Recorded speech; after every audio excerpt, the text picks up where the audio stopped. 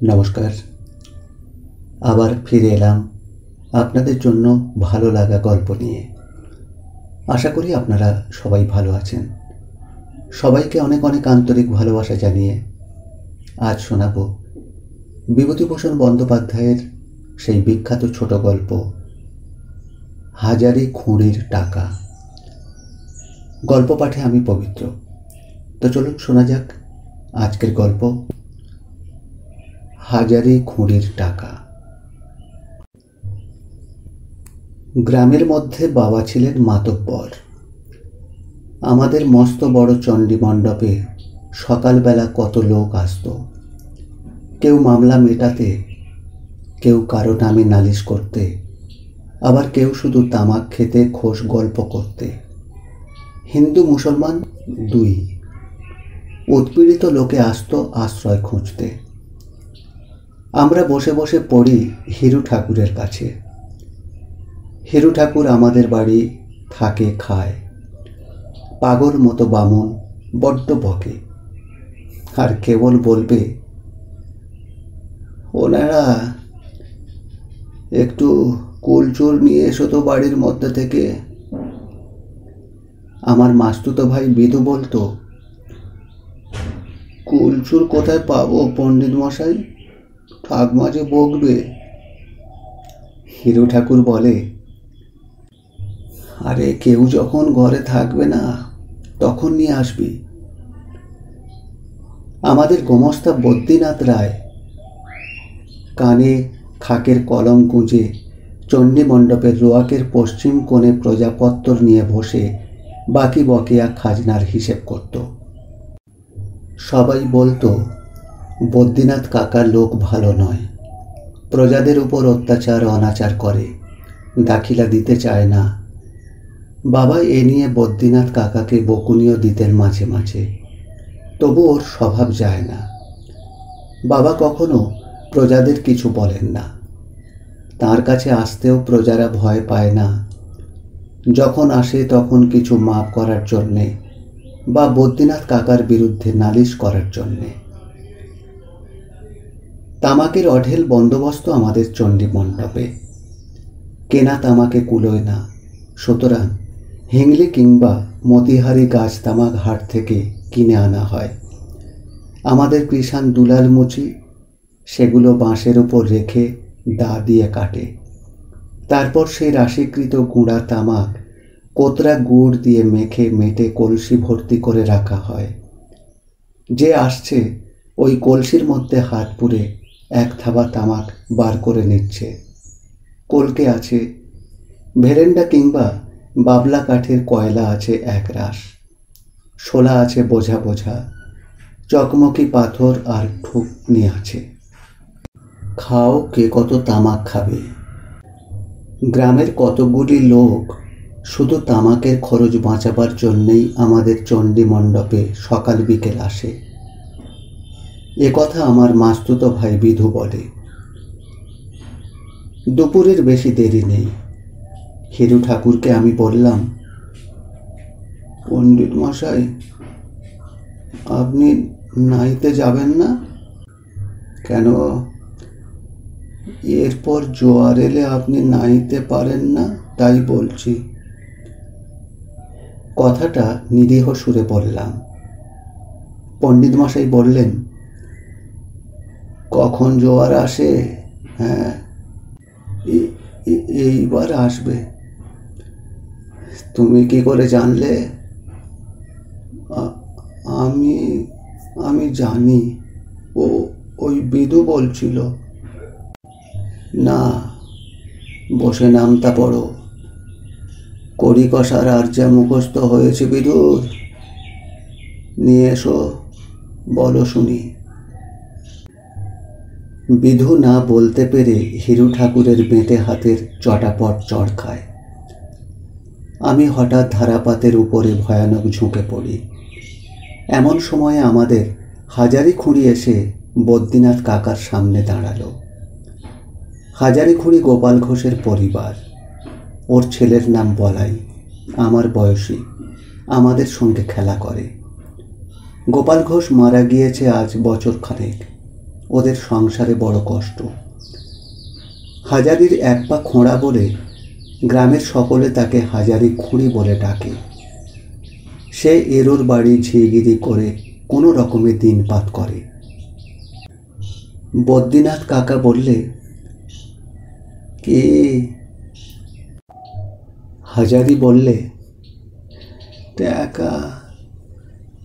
কে? টাকা এনেলাম। কিসের টাকা? এই টাকা।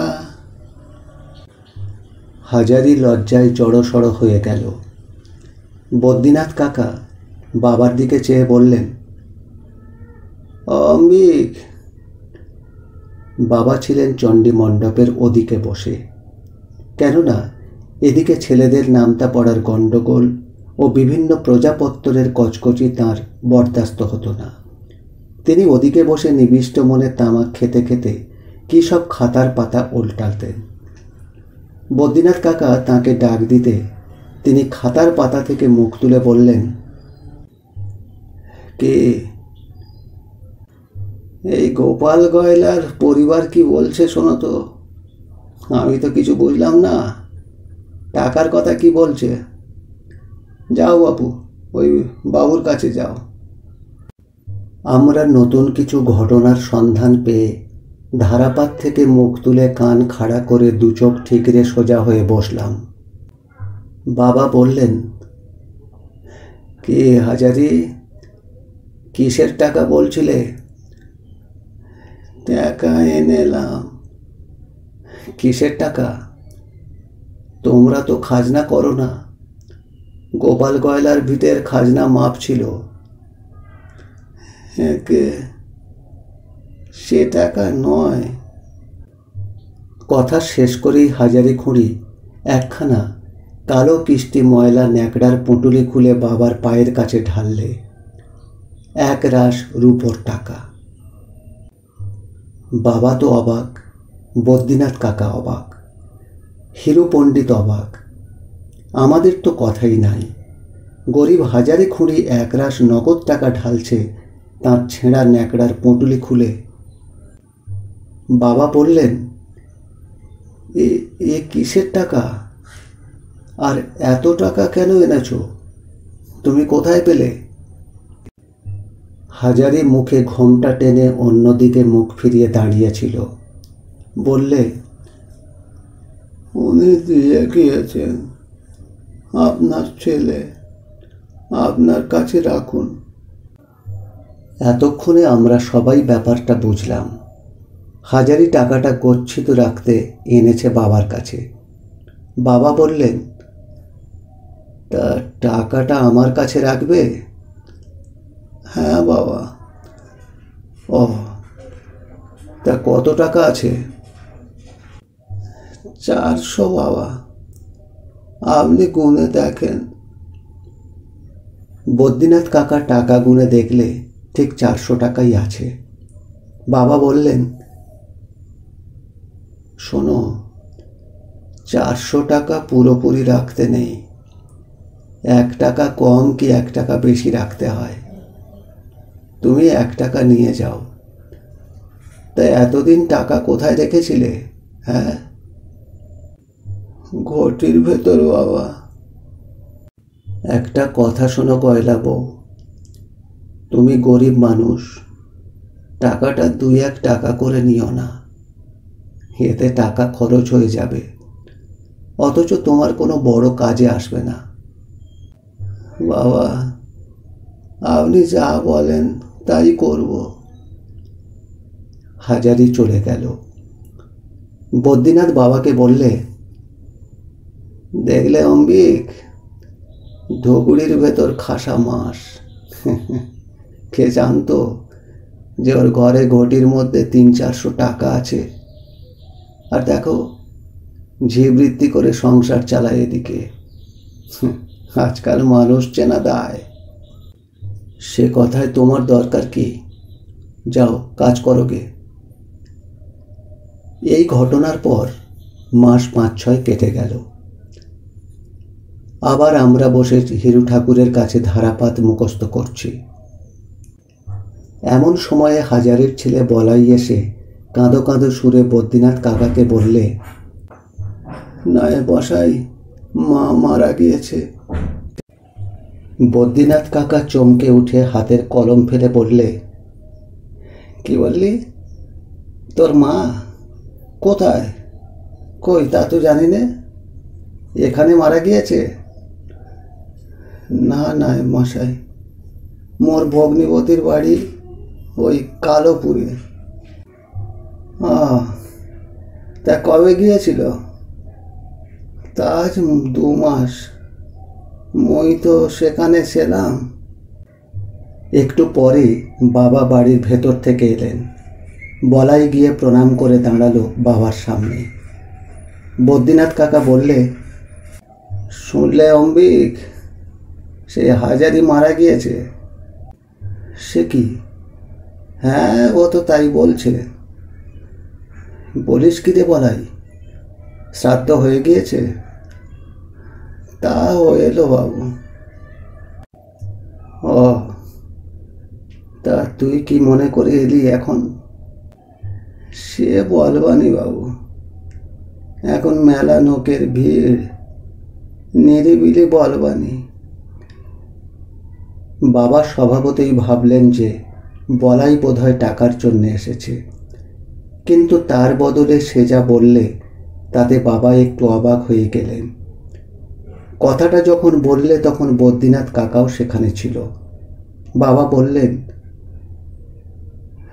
বল, কি কথা বলবি?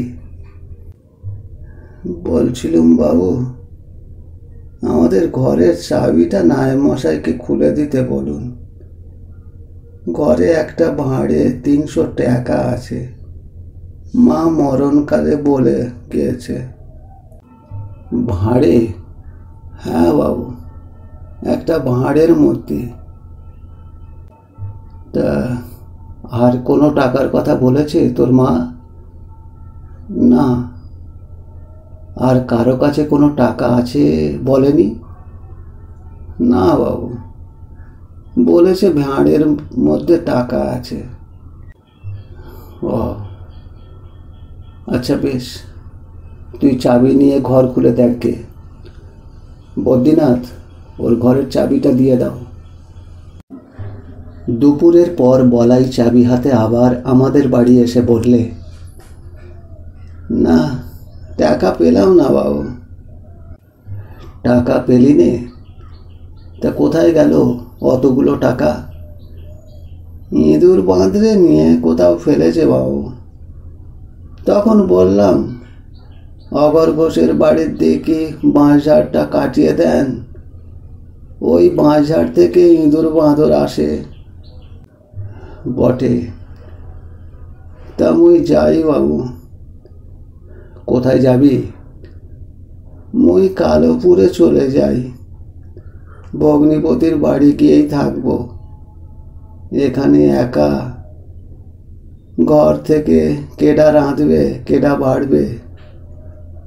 মাটাও মরে গেল, দুটো রাঁধা ভাতের জন্য আর কার ধরে যাব বলুন?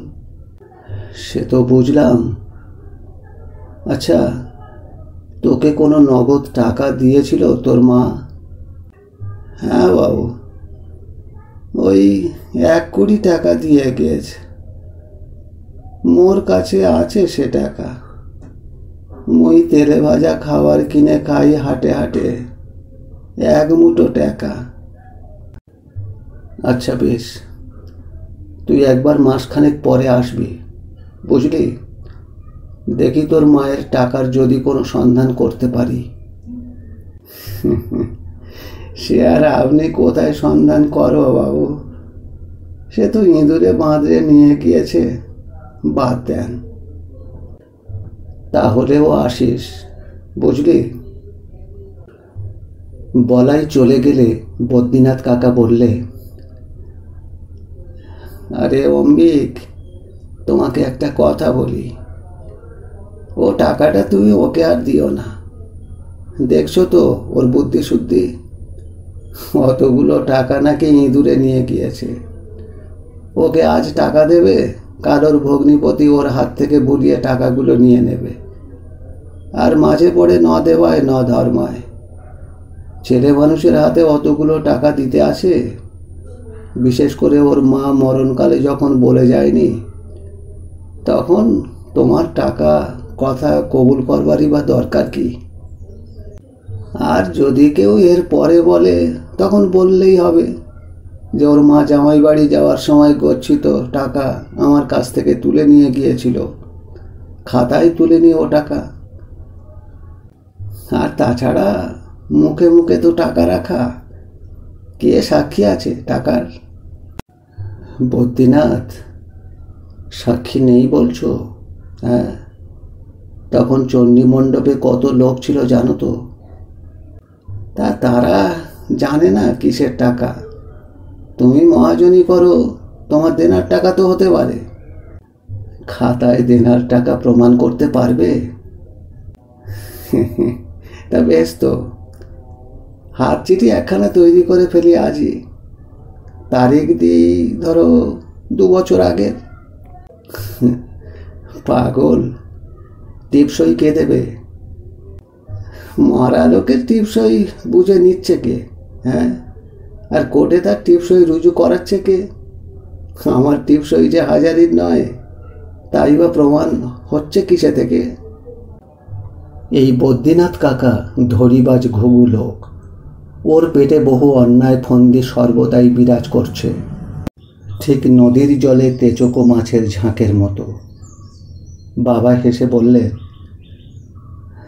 তা হয় না বদ্রীনাথ, এ কোর্টে না হয় গরিব বেচারা হারল, কিন্তু উঁচু কোর্টে যে আমি হেরে যাব। উঁচু কোর্ট করছে কে? সে কোর্ট নয়। বলেই বাবা আকাশের দিকে আঙুল তুলে দেখালেন। বদ্রীনাথ কাকা আর কোনো কথা বললেন না। তারপর মাস 2 পরে বলাই এসে হাজির হলো একদিন। বাবা বললেন, ভালো আছিস বলাই? আগে আপনার শ্রীচরণ আশীর্বাদে তোর টাকার সন্ধান পেয়েছি। হ্যাঁ, পেয়েছেন? পেয়েছি, তবে একটা কাজ তোকে করতে হবে। তোদের সেখানে তোদের স্বজাতির মধ্যে কোনো মাতব্বর কেউ আছে? আগে আছে বাবু, তেনার নাম সতীশ ঘোষ। ও আচ্ছা, সেই সতীশ ঘোষকে সঙ্গে নিয়ে আমার এখানে তুই সামনের বুধবারে আসবি, কেমন? টাকার সম্বন্ধে তার সঙ্গে পরামর্শ করব। সেই বুধবারে আবার বলাই এলো, সঙ্গে একজন আধবুড়ো লোক, গলায় ময়লা চাদর, পায়ে চটি জুতো, হাঁটু পর্যন্ত ধুলো পায়ে। ওর সামনের দাঁত দুটো একটু উঁচু। বাবা তখন পাড়ায় কোথায় বেরিয়েছেন। আমি আর আমার মাস্তুতো ভাই বিদু তখন গাছের কচি ডাব পাড়াচ্ছি। বলাই বললে, এই সতীশ ঘোষকে এনেছি, তোমার বাবা কনে? সতীশ ঘোষ বললে, প্রাতপের নাম। আমাকে আপনার বাবা ডেকেছেন কেন জানেন কিছু? আমি তো তাঁকে চিনি নে, কখনো দেখিনি। ব্রাহ্মণ দেবতা ডেকেছেন তাই এলাম। আমি তো কিছু জানি নে। বাবা আসুন, আপনি তামাক খাবেন? হ্যাঁ বাবা, খাই। তামাক টিকে কোথায়, আমি সেজে নিচ্ছি। আমি ঠাকুরমাকে গিয়ে বলতেই তিনি বললেন, তোমার বাবা বাড়ি নেই, ভিনগা থেকে লোক এলে যত্ন করতে হয়, তাকে গিয়ে জিজ্ঞেস করো। এখন কি তাকে জলপান পাঠিয়ে দেওয়া হবে? আমার প্রশ্নের উত্তরে সতীশ ঘোষ বললে জিভ কেটে, সে কি কথা, ব্রাহ্মণ দেবতা, তাঁর বাড়ি এসে আমি আগে তাঁদের পায়ের ধুলো না নিয়ে জল খাবো কেমন করে? মা ঠাকরুন কই? আমি তাকে ঠাকুরমার কাছে নিয়ে গেলাম। সতীশ গড় হয়ে ঠাকুরমাকে প্রণাম করে জোড়ো হাতে বললে, বলছিলাম আমার উপর কি হুকুম হয়েছে আপনার? আমি তো আপনাদের চিনি নে, তবে মনে ভাবলাম ব্রাহ্মণ দেবতা যখন হুকুম করেছেন। মিনিট 15 মধ্যে দেখি সতীশ ঘোষ আমাদের ভেতর বাড়ির রোয়াকে বসে কাটাখানেক চিঁড়ে মুরগি আর আধখানা ঝুনো নারকেল ধ্বংস করছে। আসলে ঠাকুরমাকে একটু মিষ্টি কথা বললে আর রক্ষা নেই। কত প্রজা যে বিপদে পড়ে এসে ঠাকুরমার মন তুষ্টি করে শক্ত শক্ত বিপদ পার হয়ে গিয়েছে তার ঠিক নেই। ঠাকুরমার মন অতি সহজেই মিষ্টি কথায় গলে। এদিকে বাবা অত্যন্ত মাতৃভক্ত। ঠাকুরমা যা বলবেন তাই বেদবাক্য বাবার কাছে। ঠাকুরমা কেবল ভুলবেন না আমাদের কথায়। হাজার মিষ্টি কথা বলে নিয়ে এসো দেখি একটু তেঁতুল ছড়া, কি একটু কাসুন্দি, কি এক থাবা কুলচুর। আসল কাজে ঠিক আছে ঠাকুরমা। তার বেলা এই নবনে ভাড়ার ঘরের তাকের দিকে ঘন ঘন আনাগোনা করা হচ্ছে কেন? খবরদার বলে দিচ্ছি, ভাড়ার ঘরের চৌকাঠে পা দেবে না। একটু পরে বাবা এলেন। সতীশ ঘোষকে দেখে বললেন, এ কে? না না, তুমি খাও খাও, উঠতে হবে না, খেয়ে নাও আগে। ঠাকুরমা বললেন, তুমি খাও বাবা, আমি বলছি। এ হলো সতীশ, হাজারির ছেলে, বলাই সঙ্গে করে এনেছে কালোপুর থেকে। ও বুঝলাম। আচ্ছা, বেলা হয়েছে, আমি চান করে আগে আহ্নিক করে নিই। আহারাদির পর কথাবার্তা হবে।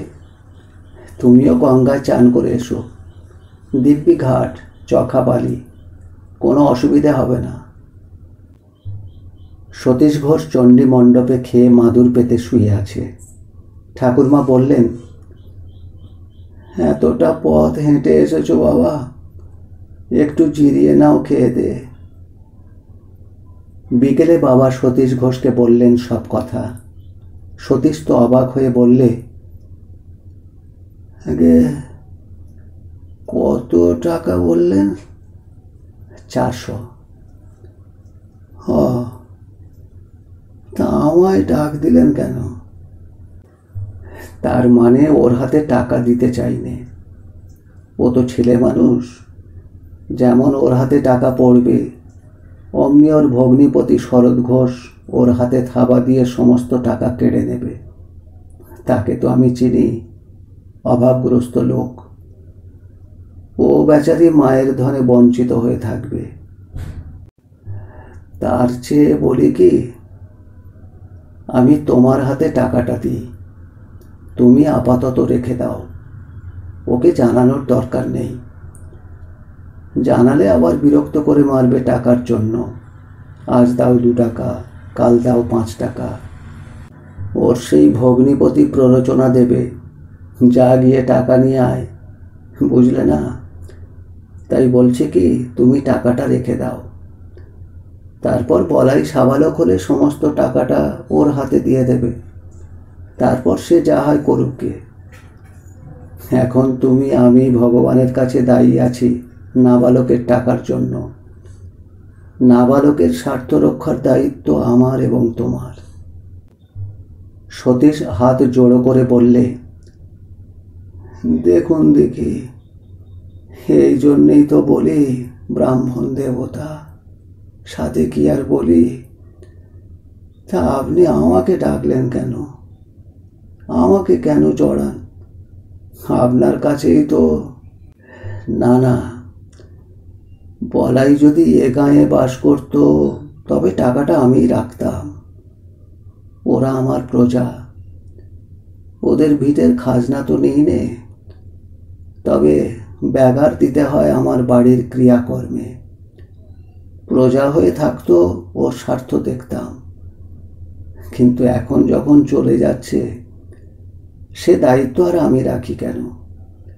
সেই জন্য ওকে বলেছিলাম, তোমার গায়ের মাতব্বর লোক একজনকে ডেকে এনো। কেন, কি বৃত্তান্ত তার বলিনি। টাকা অতি খারাপ জিনিস সতীশ, তুমিও তো বিষয়ী লোক, আমার কথাটা তুমি বুঝতে পারবে। দাঁড়াও, টাকাটা আমি এনে দিই, তুমি নিয়ে যাও। আচ্ছা দেবতা, তবে একটা কথা, আপনার যখন হুকুম তখন আমি নিয়ে যাব। তবে মোড়ল মাতব্বর আমি কিছুই নই, আপনাদের শ্রীচরণের চাকর, এই মাত্র কথা। মোড়ল মাতব্বর আমি নই, কিন্তু একটা কথা। কি কথা? যদি বলাই সাবালক হওয়ার আগে মারা যায় তবে টাকার কি হবে? তাহলে মা ও ছেলের নামে এই দিয়ে স্বজাতি জ্ঞাতি কুটুম ভোজন করিও একদিন, ওদের তৃপ্তি হবে। হা হা, ওর মা হাজারি বড্ড ভালো লোক ছিল, তার কথা ভাবলে কষ্ট হয়, বড্ড সরল। সতীশ সেদিন টাকা কড়ি গুনে গেঁথে নিয়ে চলে গেল বটে, কিন্তু মাসখানেক পরেই একদিন এসে হাজির হলো। সেই চণ্ডী মণ্ডপে হিরু ঠাকুরের কাছে আমরা তখন পড়ছি। সতীশ ঘোষ এসে বাবাকে প্রণাম করে বললে, সে হয়ে গিয়েছে। আপনাকে আর এই খোকাবাবুকে আর এই নায়েববাবুকে একবার যেতে হচ্ছে কালোপুরে। তার মানে? মানে আপনাদের বলাই আজ 3 দিন হলো গরু চড়াতে গিয়ে বাজ পড়ে মারা গিয়েছে। হ্যাঁ। বাজ পড়ে? আগে হ্যাঁ, মরে মাঠেই পড়েছিল। সন্ধ্যের সময় টের পেয়ে তখন সবাই গিয়ে তাকে দেখে পড়ে আছে। নিয়তির খেলা, আপনি বা কি করবেন আর আমি বা কি করব। এখন চলুন, অপঘাতে মৃত্যু, 3 দিন অসৌচ, কাল তার শ্রাদ্ধ। সেই টাকাটা আপনি যেমন হুকুম দেবেন আপনার সামনে খরচ করব। বদ্রীনাথ কাকা আর বাবা পরদিন কালোপুরে গেলেন, সঙ্গে আমিও। সেখানে গিয়ে আমরা সকলেই আশ্চর্য হলাম। সতীশ ঘোষ অবস্থাপন্ন গৃহস্থ, বড় 8 চালা ঘর, চণ্ডী মণ্ডপ, সদর অন্দর পৃথক, সবই ঠিক, কিন্তু লোকজনের সমারোহ আয়োজন দেখে আমরা তো অবাক। 400 টাকায় এত লোক খাওয়ানো যায় না, এমন সমারোহ করা যায় না। হাজারি খুঁড়ির বার্ষিক সপিণ্ডকরণ শ্রাদ্ধ ওই সঙ্গে হলো।